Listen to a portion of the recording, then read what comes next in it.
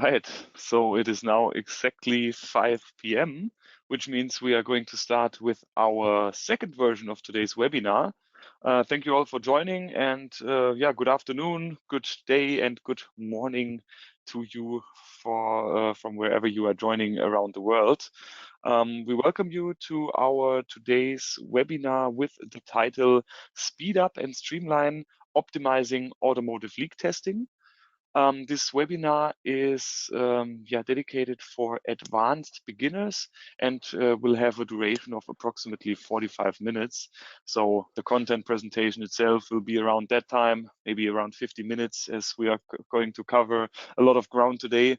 And then there will be a short Q&A session afterwards in which we will try to answer all your open questions. So in case any questions are coming up during our talk, just feel free to use the chat function here in GoToWebinar and let us know, and we are happy to answer them afterwards. Okay, so before we dive into the topic, I would like to use the chance to quickly introduce you Dr. Philipp Schurig today, who is your host for this webinar. He is a market manager for industrial leak testing here in our global headquarters of Pfeiffer Vacuum in Asla. And yeah, he, along with myself, Jonas Klöß, I am part of the same team, and we are both dealing with industrial leak testing solutions here. And we are happy to be your hosts for today. Hi, Philipp. Hey, Jonas. Hey, participants. Pleasure to talk to you today.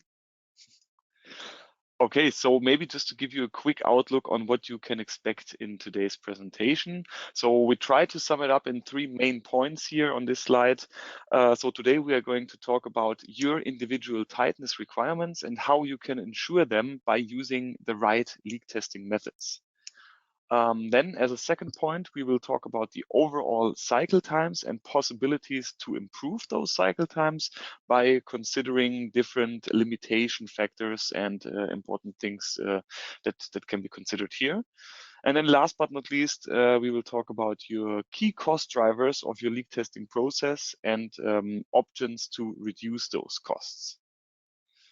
Okay, yeah, so I would say we can directly go ahead and start with our presentation.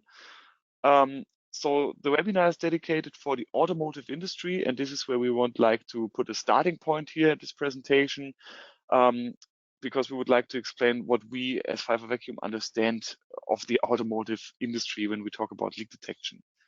So you can see here a car, which is schematically shown by its components, and actually a car can contain of more than 30,000 components. Just to give you some examples of those, this could be the rims, the wheels, shock absorbers, fuel systems, the air conditioning system itself, and also airbag igniters, and actually many more. And all of those components, they need to fulfill stringent leak requirements. So therefore, they need to be tested for their tightness and for leaks. And that's why they play a major part in our world of leak detection here. And yeah, within the last couple of years, there has been an extension to the automotive world. So we are not only speaking about those classical conventional components that you can see here, but also new applications such as the battery market, fuel cell industry, and also hydrogen and bipolar plate applications play a crucial role here and need to be considered in the world of automotive as well. Yeah, so much for the beginning. I think it could be a good thing to take a step back again and take a look at some of the basic requirements for leak detection. So maybe Philipp, you can help us with that. Yeah, sure. Thanks for the nice introduction so far. So we wanted also to mention what is tightness. So what do we understand under functional tightness? I mean, you can imagine when you look at the tracer gas leak detector, you can measure down to 1 × 10⁻², which could be possible in the automotive industry, but it will be much too costly for most of the products here. So functional tightness for us is the tightness criteria that a product fulfills its desired task over the lifetime. Very easy example is the functional tightness of a potato sack. So the task is to keep the potatoes inside, so a mesh size smaller than the potatoes is totally sufficient here. Mesh sizes here now relative to the orifice or the leak path diameter. On the upper downside of the leak rate requirements of the automotive industry, we have something like the airbag cartridges, which have one of the most stringent requirements here, 10 to the minus 8 millibar liter per second. And somewhere in between, most likely you will find your own product. So what do you have to do to consider your leakage rate as functional tightness? Well, you have to consider which kind of gas loss is allowed over the lifetime of your product. When you use this, you can calculate your leak rate, which can be lost over the lifetime through a leak. And what do we understand under a leak? So a leak in general, also according to an ISO norm, is a hole or a crack in the wall, which allows liquid or a gas to move from one side of the wall to another side. And just there's nothing like an absolutely leak-tight object. So please never request a zero leakage when you request a leak detection system from one of your suppliers. There's always a leakage. It's just most often much smaller than your requirement. And as we're also often dealing in the automotive industry with vacuum processes, as these are done during the integral leak detection, we also want to spend a couple of minutes for consideration of what gases in vacuum are doing and what this is for an impact on your leak detection process. So a gas in the vacuum, first it can absorb on your surfaces of the liquids or the solids. Most easy example, not on a vacuum, but on an atmosphere, is humidity. So when you have a dry surface and you have a very humid environment, humidity will adsorb to every surface around. And depending on the process itself, it can also be absorbed of your material. So the gas will penetrate into the solid or into the liquid. In the leak detection process, it can be the helium absorbed by the O-ring material or by the surface or material of your part to be tested. Or during the steel manufacturing, it's the hydrogen which is absorbed by the steel itself during the production and will outgas in the so-called desorption process later on when we have a concentration difference between the material and the vacuum. So any absorbed gas will desorb here again. This is also a major time contribution in the vacuum system because all the humidity adsorbed to the surface will, at a certain pressure level, desorb again and will contribute to the total gas flow in your system. Also something always present, which plays a role in helium and hydrogen leak detection, is permeation, because permeation means that we have a gas transport through a solid or liquid from one side of the wall to the other side.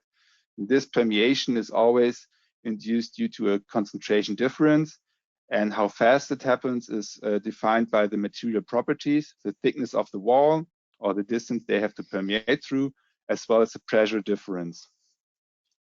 And one example is plastic piping for your tracer gas filling in your vacuum chamber. This is something where permeation of helium often plays a crucial role for background level. Now coming to the last point, the leakage. It's an entry of gas or liquid through a hole or a crack, like I mentioned before. But if there's not a physical channel from the one side to another, we're also talking about virtual leaks. So one possible reason for a virtual leak could be that you have a welding inside of your part, but the welding has a trapped volume inside with a very small pathway to the inner volume of your part. And during the pump down process, this gas volume will always contribute small fractions of the gas and will act like a virtual gas or a virtual leak here for you. And this can be detected in the several leak detection methods. And talking about the methods, Jonas, which methods are there?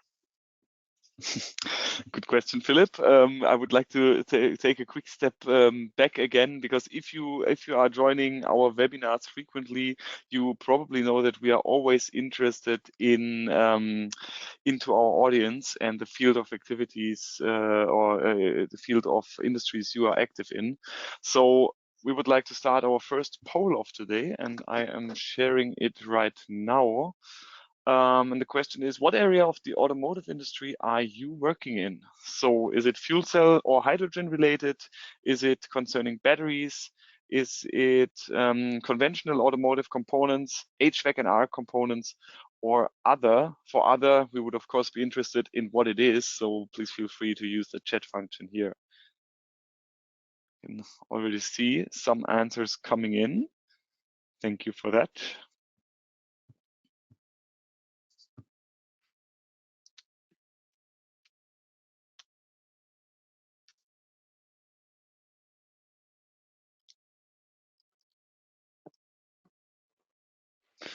Okay, so we got a good participation, and I will close the poll right now and show you the results. It is actually quite diversified. The majority of our listeners today is in industries active outside the ones that are listed here. So please feel free to let us know which ones these are. We have 26% from the battery market, 16% conventional automotive components, 11% fuel cells, 5% HVAC and R. So I would say quite diversified. And of course, even though there are some specifications special for each of those industries, they all have the similarity of leak detection. So therefore, that's one common ground we share, whether or not we're in the same industry. Yeah. And yeah, actually talking about this, if we think about leak testing solutions that we are offering, I'm sure you know that there's quite a big range of different leak testing methods. On this slide here, we tried to summarize some of the characteristics that most of the components need to fulfill. So on this slide here, you can see an overview of individual leak rates based from 1 × 10⁻⁻1 up to 10⁻⁹ here on the right side, millibar liters per second. And you can see that actually, yeah, depending on the leak rates you want to detect, you will have to use a different leak testing method. So whether we are talking about leak detection with air on the one hand, or leak detection using a tracer gas on the other hand. So just to give you a few examples, you can see, for example, here, engine blocks, cooling liquid tanks, radiators, and water pumps. These are classical automotive components that need to fulfill rather large leak rates and therefore can be tested by using air. On the other hand, there are also many components like the ones you can see here, air conditioning systems, air suspensions, fuel tanks, and of course the lithium-ion batteries, where you have to meet leak requirements up to the 10⁻⁶ millibar liters per second range, and therefore it basically makes a testing with a tracer gas necessary. Yeah, and whether this is helium or hydrogen is something to be discussed also later on in the presentation. Yeah, so in general, there's quite a big range of different tracer gas test methods according to a very frequently used norm here, the DIN 1779. We will not go through all of these in detail today. I would just like to use the chance to mention one of the services that we can offer to you as Pfeiffer Vacuum, which is a feasibility study. So a feasibility study is something dedicated for your process. That means you can send us your components that you would like to leak test, and we can perform a feasibility study in one of our application labs all around the world. So actually we have 2 labs in Germany, 1 in France, 1 in the United States, and 1 that was just recently opened in China in Wuxi. And with these possibilities, we can develop a concept for you and let you know with which leak test method you can, basically fulfill your requirements, and we can come up with a concept for you and let you know in which methods you can do it the easiest way. Yeah, and basically, when we talk about the world of automotive applications, we can mostly narrow it down to 2 main test methods, which you can see here. So on the one hand, this is the method B6, the classical integral vacuum test, which is also called the hard vacuum test sometimes. And then on the other hand, the B4, the sniffing test. And both of them are quite frequently used in the automotive world. Both of them are reliant on a tracer gas. So whether this is helium or hydrogen does not really matter. It could be also a mixture of hydrogen. Typically, we work with forming gas here, and we can take a look at the details also later on. So both methods have this in common. There's one difference here regarding the quantitative measurement and also the integral measurement. This is both the case for the hard vacuum test, which means that over there you will actually measure an overall leak rate of your product. For the sniffing method, we do not have a quantitative factor. So this means we are talking about a localization method here that we only use to localize the individual position of a leak. In terms of cycle times, we would say, especially in automotive, both of them are rather short. Same goes for the investment cost. There's quite a difference between the hard vacuum and the sniffing test. It is rather low to medium for the sniffing and rather high for integral vacuum, simply based on the fact that you require additional vacuum components for this method. So besides the leak detector and the pump that you need for the part evacuation, you also require a vacuum pump for your chamber. You require the chamber itself, pressure gauges, valves, and so on. So the overall costs for the hard vacuum test are a little higher than for the sniffing method. Yeah, and then last but not least, tracer gas costs, which we will also take a look at later on. I would consider both of them medium for both of the methods. And maybe one important point here, the sensitivity, so the reject point for these methods. For the hard vacuum test, this is rather high. We can measure leaks up to 1 × 10⁻12 millibar liters per second. And for the sniffing test, we consider this as rather average, medium, 1 × 10⁻6 millibar liters per second. Yeah, so far so good. I think it's time for another poll. Philip, can you go ahead with this one? Yeah, sure. So we also would like to ask you, before we go into the optimization potentials of the different two methods, what is your current biggest challenge in the leak testing process? We're saying biggest challenge because you know that you often can have several challenges at once. So please choose the most important one for you out of pump down time, measurement time for the process itself, the gas consumption, your background is too high, or others, and then please, if you want, specify in the chat function.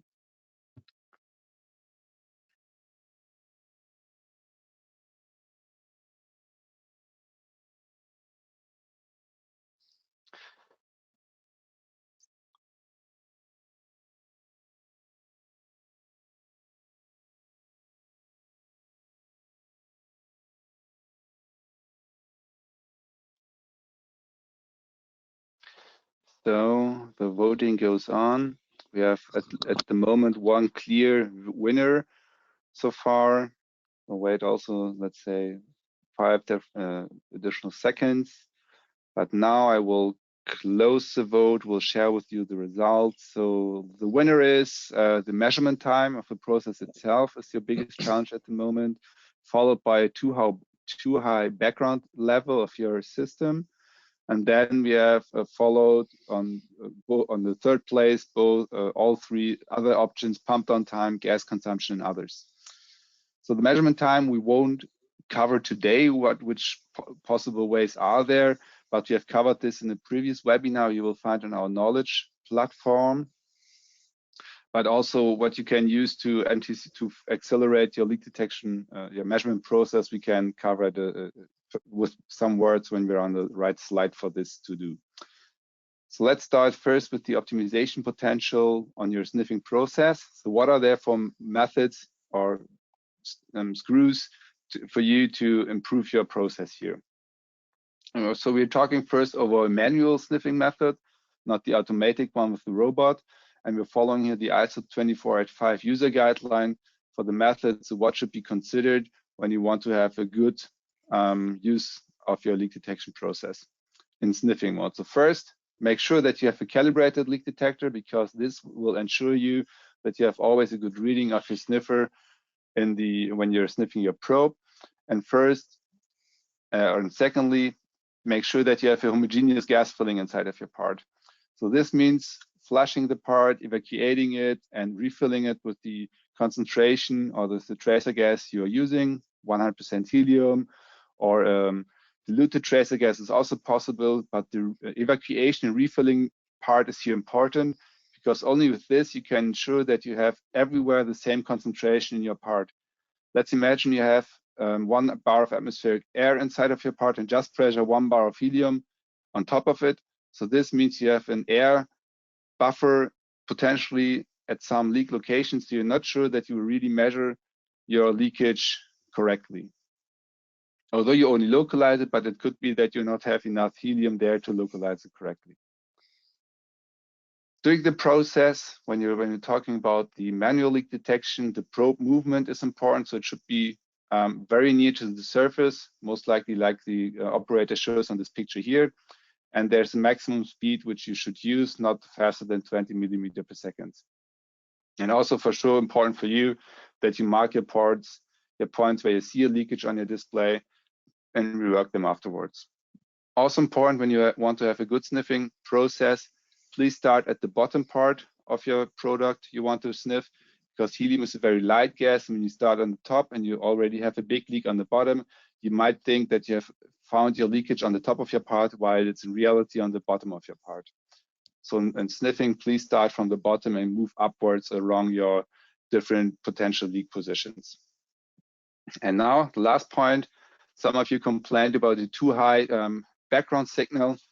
Well, it's to ensure that you have no escape of tracer gas into your test area. And for this, we just move to the beginning here, evacuate the tracer gas again, fill your part with dry air or ambient air. And this means before disconnecting the tracer gas filling pipe to your part, you don't have a 2-bar release of pure helium inside of your leak detection area. This will increase the background in the whole factory by a very high margin, which will finally result in a background signal for the following test. And optimization potential for the accuracy here, for sure, it lies in the distance. So the further you're away, the less you will see. The sniffer flow of your probe. I mean, here you can say, okay, the higher the better, but the higher the better also means the higher the background, because the background of your leak detector is directly correlated to the sniffer flow of your leak detector. So it's not always best if you want to localize to have the highest suction flow. External influences have to be considered. This means not sunlight, which is a problem for air leak testing methods, but here it's wind, like when you have movement around your part, because this can move the helium away and you're maybe not sniffing it correctly because there was an external influence pushing it away from your sniffer probe. And the operator can be a difference in accuracy. One operator maybe sniffs better or in another way like the other. So this is some dependency for the accuracy. This can be solved by optimization, by automation.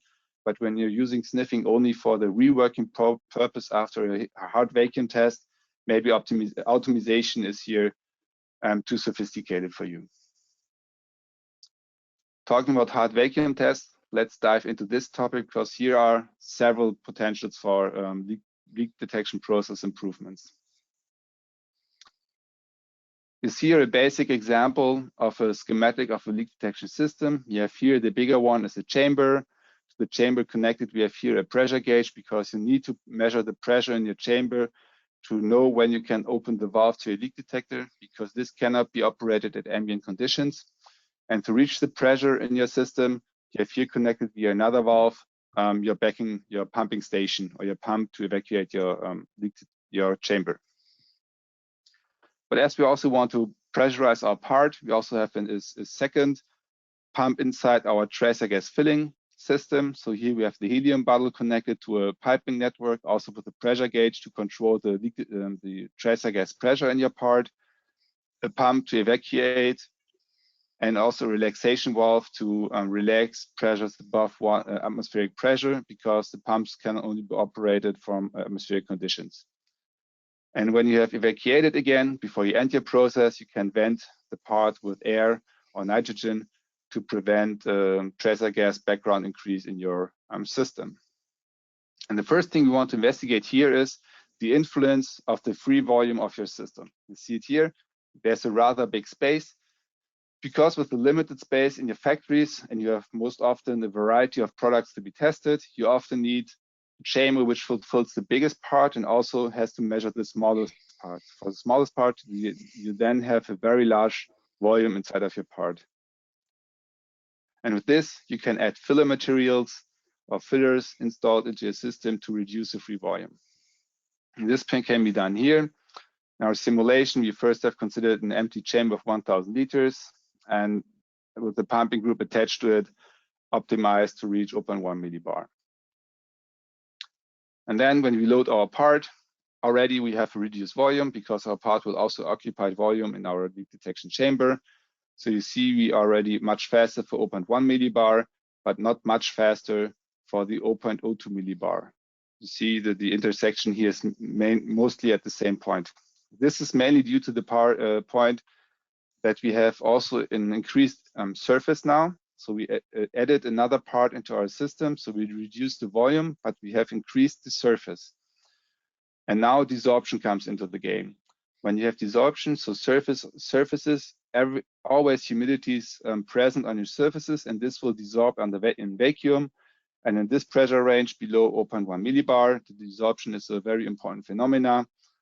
And you can install turbomolecular pumps, for example, or another pump to be optimized for this regime if you have big problems with this desorption phenomena. But let's continue here. When we install a filler to further reduce the free volume, because this part was not the largest one in the chamber, we can further decrease the time to be used, to be required for 0.1 millibar. So the conclusion could be that the less volume we have, the faster we will be. This is true if you only are looking at the 0.1 millibar value.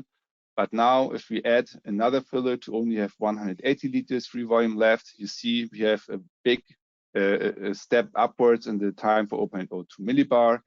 This is mainly due to the desorption phenomena and the much increased surface here. Because when you install filler materials into your chamber, you have to make sure that you don't introduce virtual leaks here. So you have to keep it small distance to your chamber walls, as otherwise you can harm your process by virtual leaks here. So just to sum this up briefly here on this slide, actually about the volume, it means when we can decrease our free volume, we will have a faster pump down time. This is correct, but only to a certain extent, because when we are using filler volumes in our chamber, those can result in a bigger surface area, and then the pump down time at the end of the day is not always shorter, because you will have effects like desorption and also in the worst case even virtual leaks that can have an impact. So this is something you have to consider here. Yeah, thanks for the short summary, Jonas. And this said, there's another potential to increase. We talked about this already. The tracer gas consumption was some parts here, but this will be the one afterwards. Oh, sorry for this. We will first start with the material, because when you think, okay, my customer, right now I manufacture my parts out of stainless steel, but I want to drive down my costs, so I decide to go for aluminum as a new material, and but I will want to use the same chamber for the same leak detection process because nothing else has changed. And this, we see here again the curves for the empty chamber and the loaded part, but this time made of stainless steel. And what changes when we are changing our material here? Well, as a material property is the desorption coefficient, we also will have a change of the desorption coefficient of our material. So let's have a look here into the result. If we change the material to aluminum, we will have a 22-second longer time to evacuate to 0.02 millibar. This is due to the higher desorption coefficient of our material. Typically, when we talk about the desorption, we take a value of roughly 3 × 10⁻⁷ millibar liters per second per square centimeter for stainless steel, and a higher value in the middle -6 range for aluminum. So, as a short summary, this change of materials and therefore the desorption coefficient have an impact on your pump down time. Yeah? And the surface contamination actually contribute in the same effect, same manner. Exactly. And slide. Okay. Pump down time is also another portion. So let's say you have your system and you designed it for a certain customer demand, and now you have to ramp up because your product is really good and the market requires more of this, but you first want to utilize your system you have already installed to a better degree. What can you do here is, well, you can exchange for sure the whole pumping group, but sometimes it's already worth investigating if it's enough to just add another backing pump. When we're talking about roots pump stations, they are considered as a pumping ratio. So the pumping capacity of the roots pump is compared to the pumping capacity of the complete backing stage. And for very fast applications like leak detection systems, we're talking about so-called load lock applications. The ratio should be in the range of 2 to 1. So per 2 cubic meter per hour pumping speed of the root station, there should be 1 cubic meter per hour of the backing station. This is the optimum situation when you want to have a very fast system. And what this can have for an influence on your process, let's have a look here. Again, the same part, the same situation in the both lines, but now we add just one pump in the backing line. So you see here we have a very strong increase here, or decrease in pump down time for the empty chamber and the loaded chamber for the upper pressure level. But again, as we're talking, as we optimize the pumping group for this pressure level, we have not the highest impact on the lower pressure level. Yeah, so also here, to take a quick look at the summary, if you have a smaller pumping ratio, so if you compare your roots and your backing pump, then this is something we would recommend for fast cycling applications. You get a faster pump down, and it is, yeah, of course, the more backing pumps you have, the higher your footprint is, and yeah, that definitely has an impact on both the space and also the cost of the pumping station. Yes. And another thing which we can do to increase the capacity or the performance in the lower pressure level could be to reduce or increase the piping diameter. So there are two different pipings in your system normally impacting this. This is the diameter of your root station to the chamber, but also very important is the piping diameter between your part and the valve to your backing pump. And let's investigate shortly both influences here. So again, the same curve with the standard optimized system for your upper pressure level with the nominal diameter of the piping of your pump. And what happens if you now increase the diameter of your pump, not of the pump, but of the piping? You will for sure introduce a larger volume.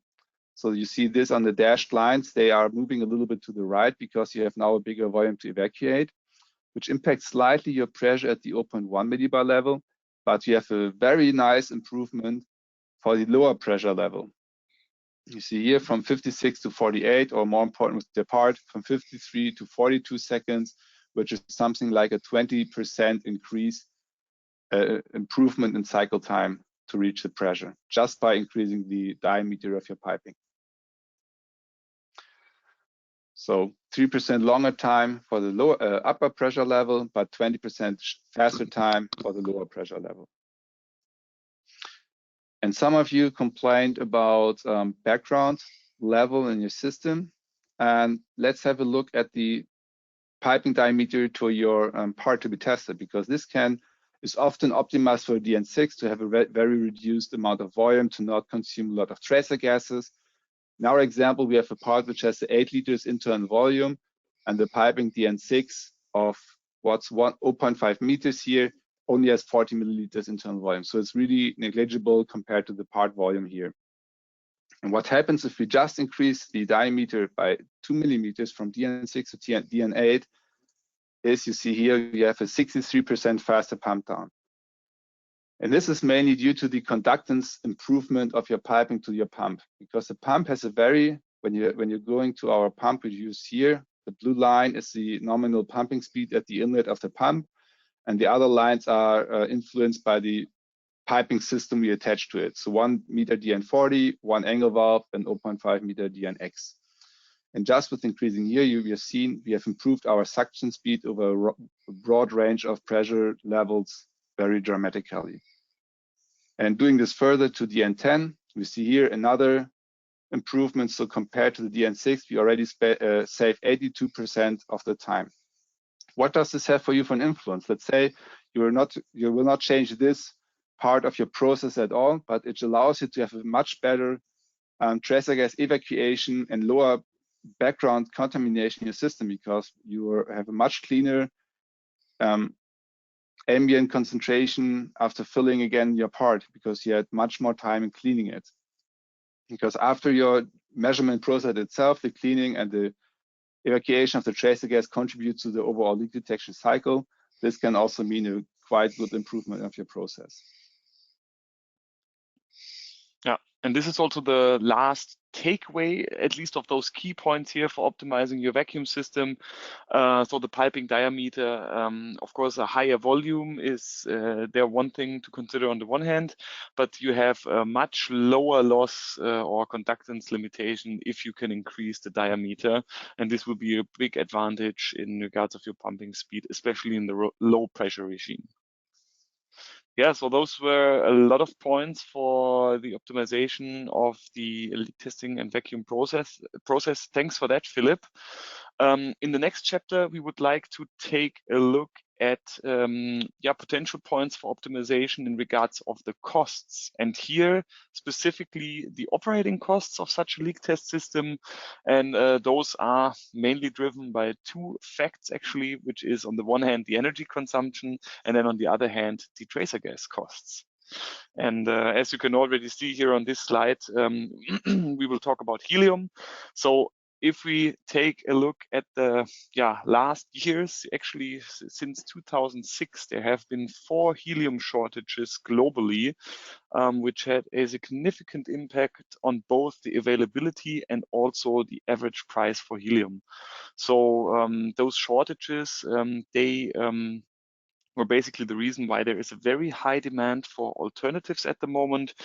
Many companies in not only in the field of automotive, but also in other industries that are using helium are looking for alternatives, simply because not only the costs have risen so high, but also during those shortages, it was really hard to get hands on helium itself. And this is of course the worst case when you have a system which has a very high throughput that is running 24/7.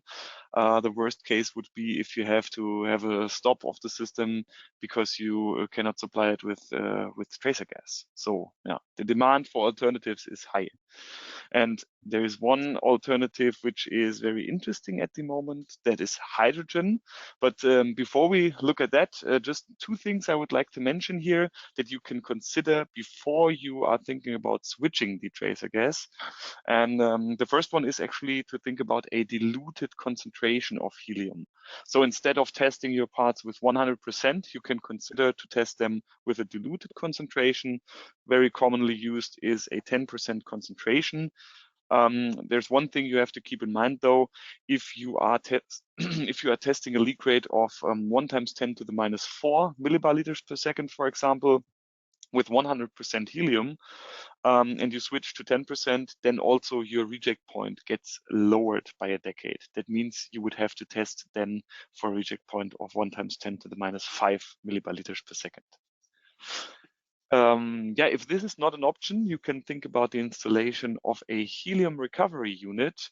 Of course, this comes with additional investment costs in the beginning, but the return on invest can actually be quite short if you take a look at the consumption of your system, especially for large volumes and large test objects. It can really be worth a consideration, because a helium recovery unit can recycle up to 98% of your helium consumption. So this is a great point. If both of these are not an option, then okay, of course you can think about switching the tracer gases. And as I said, here you can already see it. This would be hydrogen, the next consideration. Hydrogen itself is, I would say, rather inexpensive, especially in comparison to helium. It is abundant, it has a low ambient concentration, And one important thing to consider here, it is explosive if it is in a concentration of more than 5% and gets in contact with nitrogen. Therefore, it is extremely important to use it in the right dilution. Yeah. So is hydrogen worth a consideration?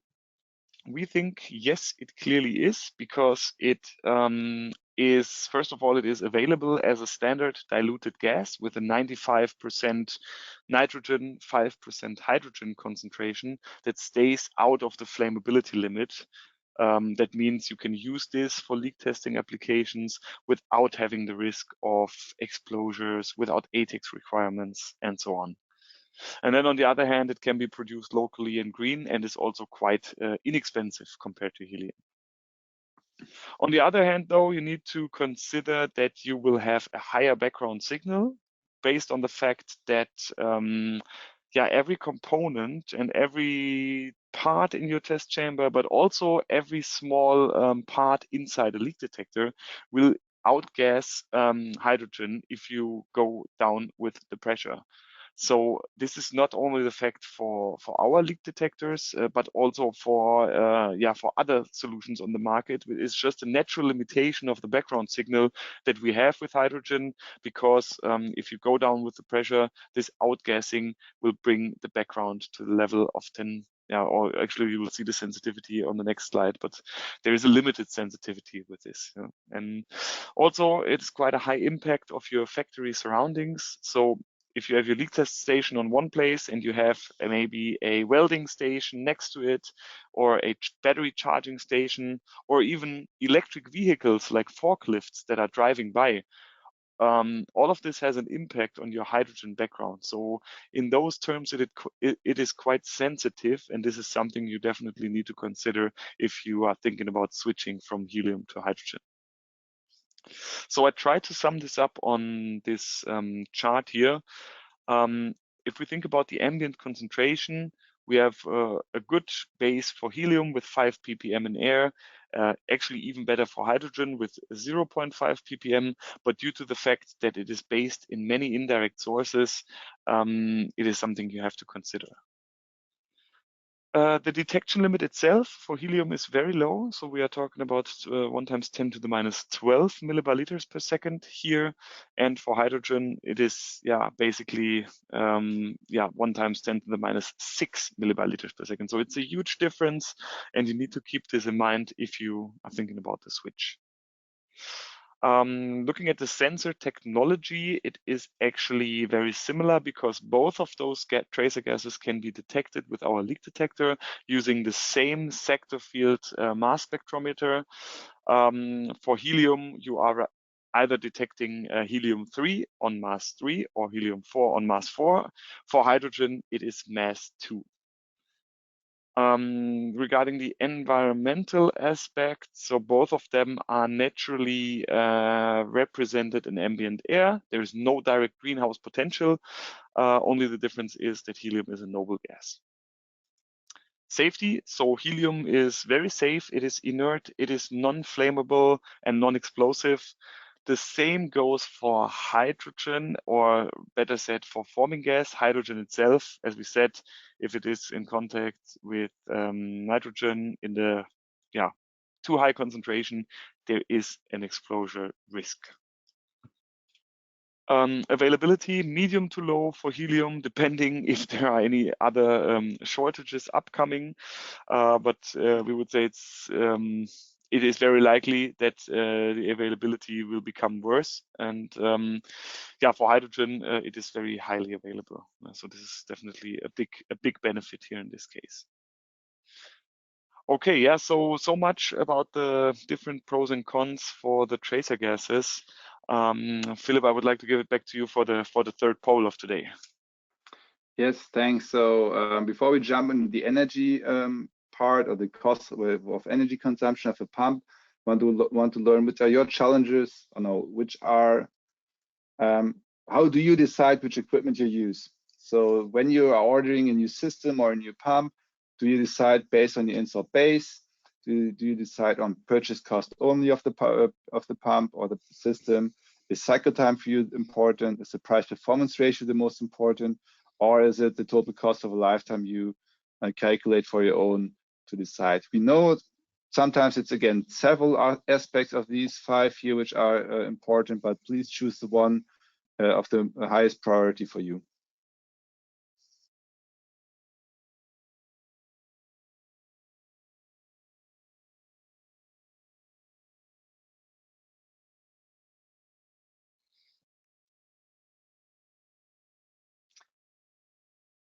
So the votes are coming in. I'll give you some additional seconds here if I close the poll. So let's have a look. There's a clear winner. Over 50% of the voters have chosen price performance ratio, followed by installed base, purchase cost, and cycle time. Nobody really spends some thoughts about total cost of a lifetime. Let's have a look at it, why this could be an interesting fact to think about if you want to save some money for a company and yeah, have to consider the cost. So what are the major cost drivers of a leak detection system?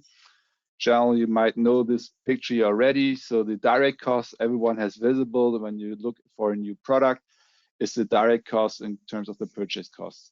But under the surface, there's some more additional hidden costs. When you want to operate and maintain a pump or a product, whatever it is, this will have another contribution to the total cost of a lifetime. The installation, as you have to learn how to use it, as you have to learn how to program it into your system, this can also contribute to some indirect costs here. The service and support structure, so you need some contact to the supplier, you need some own service, stocking, for example. And which should never happen in general is an unplanned downtime. This contributes always. If you have something not working, this will consume some cost normally as well. So we wanted to investigate here a little bit the comparison of backing pumps. So what for a cost contribution over lifetime has a different backing pump. So in our calculation example, we are considering a lifetime of 10 years. The pumps are operated 24/7, which means something like 8,800 hours per year. For the energy cost, we've used 8 cents per kilowatt hour. This is currently, according to my research, the pricing in the US and in China for an average kilowatt hour price. Just for reference, in Germany, we're talking about something like 25 cents, which makes it really unlucky for us with the energy cost. But anyhow, for the oil cost of the pumps, we assumed here 1 liter oil is both $10 for the both different pumps we are comparing here. So let's assume we have a one backing pump which has an initial artificial purchase cost of 10,000 euro, and we have another pump of the market, same performance, let's say, and it only costs half of the price of the purchase cost. So this is the tip of the iceberg, right? Remember. And then we have the hidden costs. So this is an energy efficient pump and only uses 3 kilowatts per hour when we are operating it at final pressure, which means over the total lifetime, we have some costs like $21,000. The other pump is not so energy efficient, so it has a 4 kilowatt hour energy consumption at the final pressure, which correlates to 28,000 euro per year over the lifetime.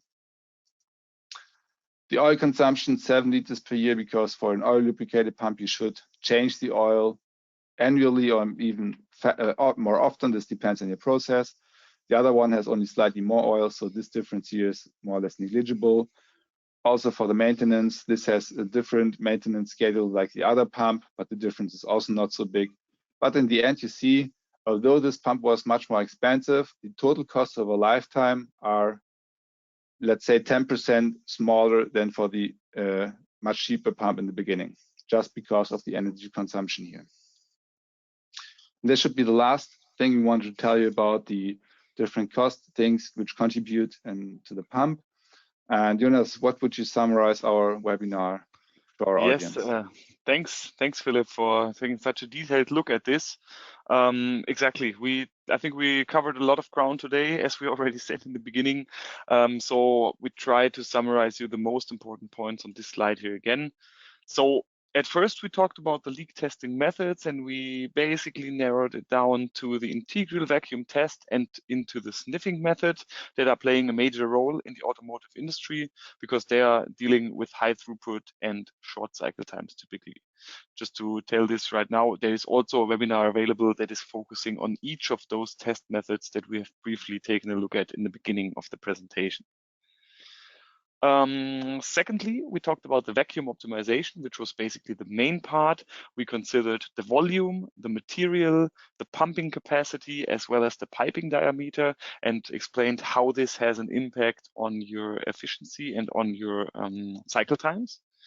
Then we took a look at the tracer gas alternatives. So we talked about different dilutions, about helium recovery units, but also the impacts on the reject point and the detection limit if you are switching from helium to hydrogen.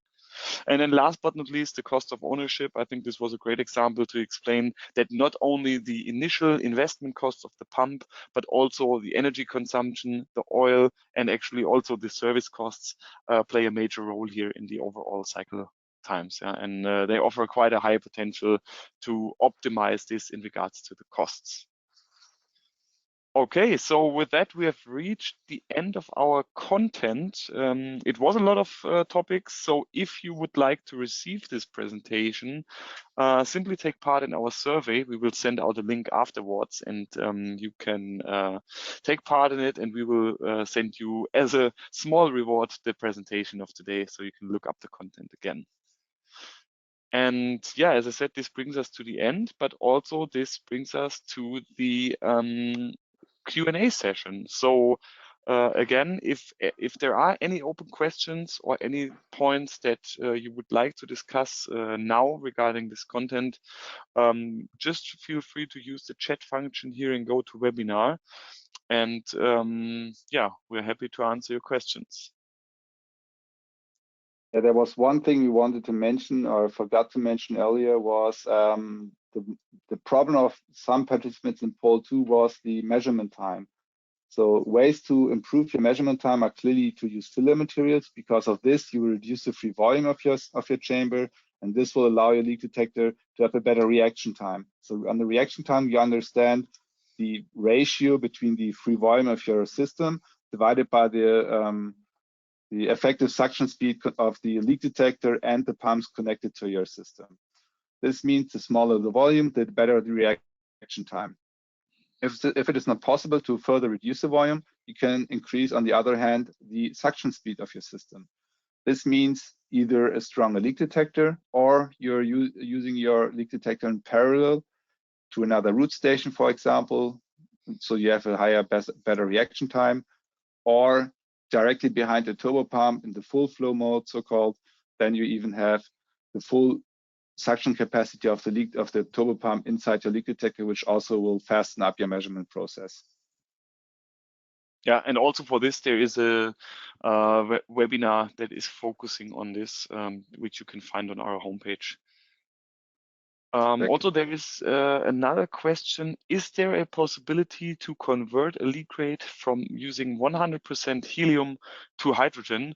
So just to take this away, yes, there is, of course, the possibility to do this conversion.